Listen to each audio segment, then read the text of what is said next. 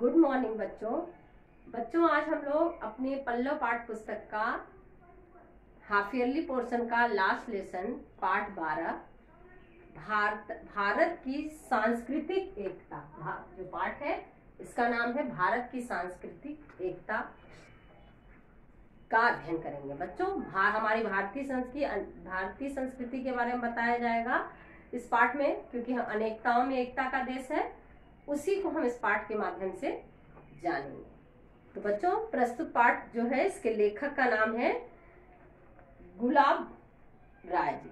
प्रस्तुत पाठ के जो लेखक हैं इनका नाम है गुलाब राय। गुलाब राय, पहले हम लोग गुलाब राय के जीवन परिचय को पढ़ेंगे, उसके बाद हम लोग पाठ का अध्ययन करेंगे। तो बच्चों देखिए, महान साहित्यकार गुलाब राय जी का जन्म 17 जनवरी 1888 को उत्तर प्रदेश के इटावा जिले में हुआ था। इनकी प्रमुख साहित्यिक कृति हिंदी का सुबोध इतिहास, मील का पत्थर साबित हुई। ये जो है गुलाब राय जी उत्तर प्रदेश में के ही जन्मे थे सन 1888 में इटावा में। इनका जो हिंदी का सुबोध इतिहास और मील का पत्थर साबित हुई।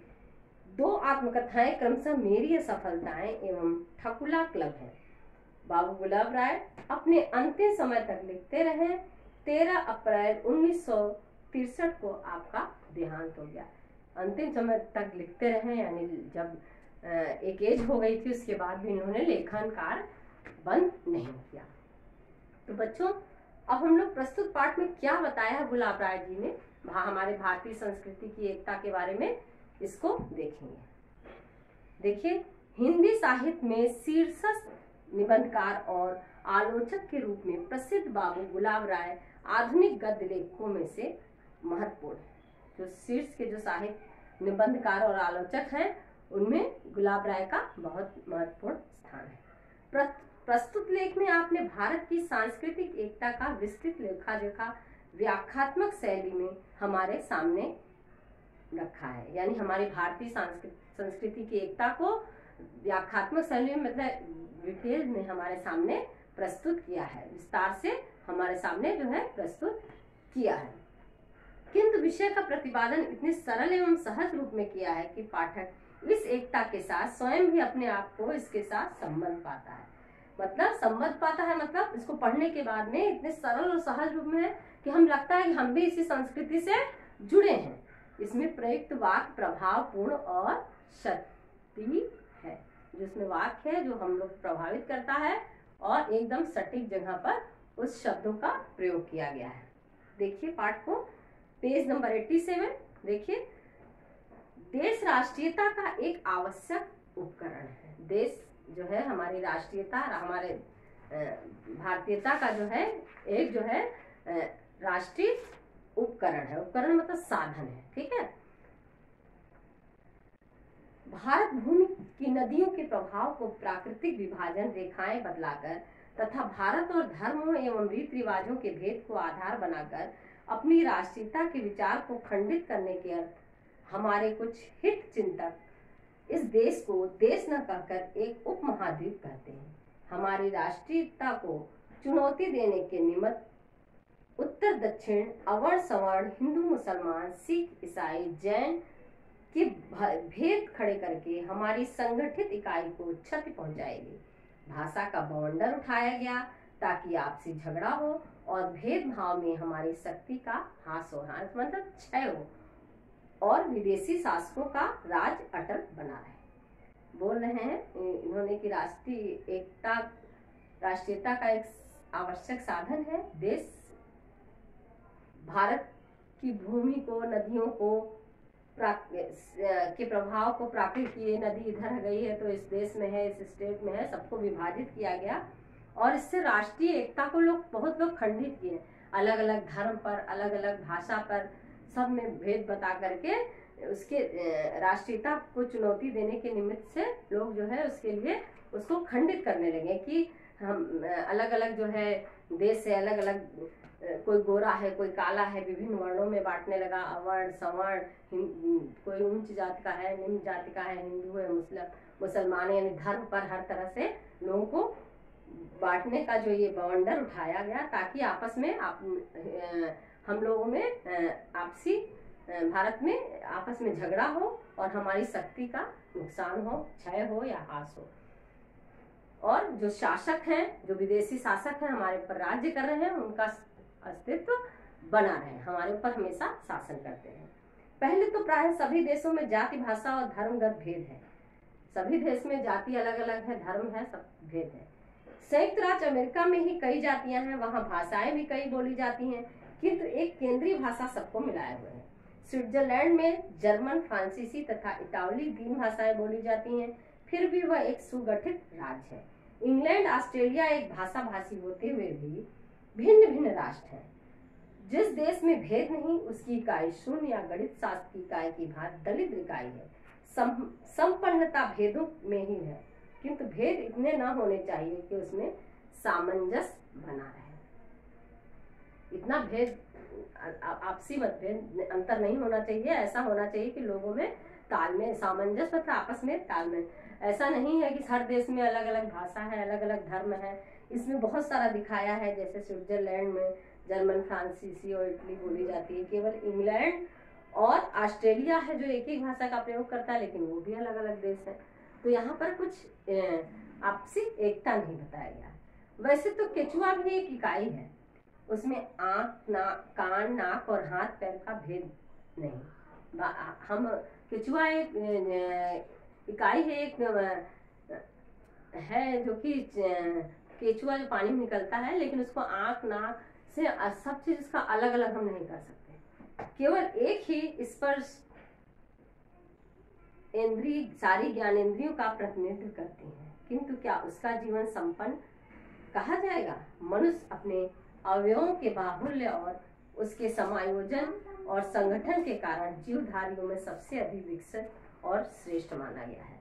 अपने अवयव अंग के कारण और उसकी अधिकता के कारण कि आंख अलग, नाक, सुनने की शक्ति, बोलने की शक्ति, ये सब कुछ अलग है। इससे अन्य प्राणियों से हमारे मानव को अलग और धरती का सबसे श्रेष्ठ प्राणी मानव को गिना जाता है। भेदों के अस्तित्व से इनकार करना मूर्खता होगी और उनकी उपेक्षा करना अपने में धोखा देना होगा। हमारे समाज में भेद और अभेद दोनों ही है। हमारे पूर्व शासकों ने अपने स्वार्थवश हमारे भेदों को अधिक विस्तार किया, जिससे हमारे देश में फूट की बेल पनपे। इस भेद नीति से उनका उल्लू सीधा, अपने अभेदों की उपेक्षा की गई या उनको नग्न छोटा समझा गया। मतलब हमारे आपस में भेद को बताया गया अंतर, और जिससे कि हम लोग आपस में झगड़े, हमारे जो शासक लोग थे, और अपने भेद को छुपाया गया, छोटा समझा गया। हमें हीनता की मनोवृत्ति पैदा हो गई। देश की नदियां जिनको विभाजन रेखाएं कहा जाता है, हमारी भूमि को उर्वरा शस्य श्यामला बनाती हैं। शस्य श्यामला मतलब उपजाऊ। हमारी भौगोलिक इकाई हिमालय पर्वत और सागर से है, उन्हें छिन्न भिन्न किया गया है। इसमें कुछ राजनीतिक स्वार्थ भी सहायक हुए। हमारी प्राचीन काल में राष्ट्रीयता की धारा अबाधित तो नहीं रही है, आंतरिक द्वेष कभी कभी प्रबल हो उठे हैं। मतलब अबाधित नहीं, हमारे राष्ट्रीय एकता में कोई बाधा नहीं रहा, अबाधित नहीं रही है। और कभी द्वेष भी बहुत, आपसी द्वेष मतभेद भी बहुत नहीं रहा। किंतु भारतवासी एक छत्र सार्वभौम राज्य से अपरिचित न थे। लोग जानते रहे कि हम भारतवासी हैं, हम लोग एक छत्र राज्य में रहते हैं, हम लोग को मिलजुल कर रहना। राजस्वी, अश्वमेध आदि यज्ञ ऐसे ही राज्य की स्थापना के ध्येय से किए जाते थे। इनके द्वारा टूटी हुई राष्ट्रीय एकता जुड़कर अविरल धारा का रूप धारण कर लेती थी। अविरल मतलब बिना रुके हुए, बिना बाधा के जो बहती रहती है, उसे लगातार बहने वाली धारा को अविरल धारा कहते हैं। तो राजनीति की अपेक्षा धर्म और संस्कृति मनुष्य के हृदय के अधिक निकट है। राजनीति, धर्म और संस्कृति, राजनीति से ज्यादा हम धर्म और संस्कृति के अधिक है। कौन किस धर्म का है, कौन किस संस्कृति का है। यद्यपि राजनीति का संबंध भौतिक सुख सुविधा से है, फिर भी जनसाधारण जितना धर्म से प्रभावित होता है उतना राजनीति से नहीं। हमारे भारतीय धर्मों में भेद होते हुए भी उनमें एक सांस्कृतिक एकता है। हमारा भारतीय धर्म है, उसमें विभिन्न भेद है और सुविधाएं हैं, फिर भी जनसाधारण जितना धर्म से प्रभावित होता है उतना राजनीति है। हमारे भारतीय धर्मों में भेद होते हुए भी उनमें आपस में एकता है, जो उनके अविरोध की परिचायक है। वही त्याग और तप एवं मध्यम मार्ग की संयममय भावना हिंदू, बौद्ध, जैन और सिख संप्रदायों में समान रूप से विद्यमान है। एक धर्म के आराध्य दूसरे धर्म के महापुरुषों के रूप में स्वीकार किए गए हैं। भगवान बुद्ध तो अवतार ही माने जाते हैं। कलि प्रथम चरणे बुद्धा अवतार है। कलयुग के प्रथम जो अवतार है वो कौन है? महात्मा बुद्ध। कहकर प्रत्येक धार्मिक संकल्प में हम उनका पूर्ण स्मरण कर लेते हैं। भगवान ऋषभ देव या श्रीमद् भागवत में जो है परम आदर के साथ उल्लेख हुआ है। भगवान ऋषभ देव का हमारे भगवत गीता में श्रीमद् भागवत में भी परम आदर के साथ उल्लेख हुआ है। जैन धर्म ग्रंथों में भगवान राम और कृष्ण को तीर्थंकर तो नहीं, उनसे एक श्रेणी नीचे के स्थान दिया। यानी हर धर्म में दूसरे धर्म के लोगों को भी स्थान दिया गया है। हिंदू धर्म सिख को दिया, सिख जैन को, ऐसे ऐसे करके अन्य देवी देवताओं को भी उनके देव मंडल में स्थान मिला है। भारत में उद्भूत प्राय सभी धर्म आवागमन में विश्वास करते हैं। भारत में जो है जितने भी धर्म हैं, सारे जो धर्म हैं वो सारे उद्भूत, मतलब जो भारत में उपजे हैं जितने धर्म, वो सभी आवागमन में विश्वास करते हैं। मैत्री, करुणा, मुदिता और उपेक्षा की शिक्षा हिंदू, जैन और बौद्ध धर्म में समान रूप से दिखाई देता है। मुदिता मतलब मुदित होना, मतलब प्रसन्नता का। स्वास्तिक चिन्ह और ओंकार मत हिंदुओं और जैनों में समान रूप से मान्य है। हमारा जो सिंबल है स्वास्तिक, हम लोग शुभ कार्य में बनाते हैं, वो हमारे हिंदू में भी है और जैन में भी। हम लोग अलग अलग धर्म के हैं लेकिन फिर भी दोनों में उसको समान रूप से स्थान मिला है। कमल और हाथी तथा अश्वत्थ वृक्ष यानी पीपल का वृक्ष बौद्धों और हिंदुओं में समान रूप से पूजनीय। बौद्ध धर्म भी पीपल के वृक्ष की पूजा करते हैं और हिंदू धर्म भी पीपल के वृक्ष की पूजा करते हैं। जैन के अणु व्रत हिंदू धर्म के योग शास्त्र में यम और बौद्धों के पंचशील प्राय एक है। जो जैनों में अणु व्रत है वो हमारे हिंदू योग शास्त्र में यम के रूप में माना जाता है। हमारे हिंदू योग शास्त्र में यम मतलब संयम, ठीक है, संयम, अपने जीवन में व्यक्ति को संयमशील रहना चाहिए। तो जैन धर्म में उसको अणु व्रत कहा गया है और बौद्धों ने पंचशील प्राय की, बौद्ध धर्म में उसको पंचशील कहा गया है। पारसियों और हिंदुओं में अग्नि की पूजा समान रूप से होती है। पारसी जो धर्म है और हिंदू धर्म में दोनों भी जो है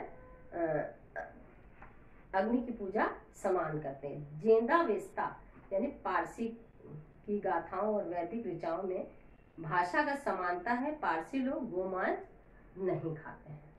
उनके बारे में, पारसियों के बारे में बताया गया है। सिख गुरुओं ने हिंदू धर्म की रक्षा में योग ही नहीं दिया वरन उनके लिए कष्ट और अत्याचार भी सहे। सिख गुरुओं ने हिंदू धर्म की रक्षा में अपना योग ही नहीं दिए, सहयोग नहीं दिए, बल्कि उसके लिए कष्ट और अत्याचार भी सहे सिख लोग। उन्होंने विशेषकर गुरु नानक और गुरु गोविंद सिंह ने हिंदी में कविता की है। उनके धर्मों में राम नाम की महिमा गाई गई है। गुरु गोविंद सिंह ने चंडी यानी दुर्गा देवी का नाम है का भी स्तवन किया है। गुरु ग्रंथ साहिब में कबीर आदि महात्माओं की वाणी आदर के साथ सुरक्षित है।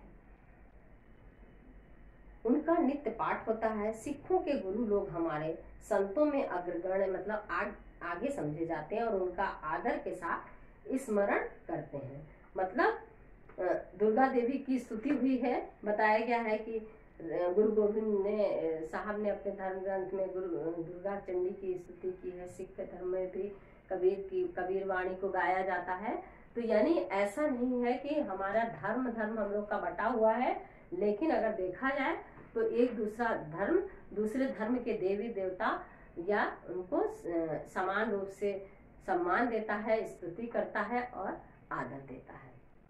तो बच्चों, हम लोग आज हमारी भारतीय संस्कृति एकता के बारे में थोड़ा पाठ को पढ़े, जाने कि हमारी भारत की जो सांस्कृतिक एकता है वो किस तरह दिखाया गया है कि अलग अलग धर्म के होते हुए भी दूसरे धर्म के भगवान को अपने धर्म ग्रंथों में स्थान देना, याद करना, अलग अलग होते हुए भी एक होकर चलना, अलग भाषा होते हुए।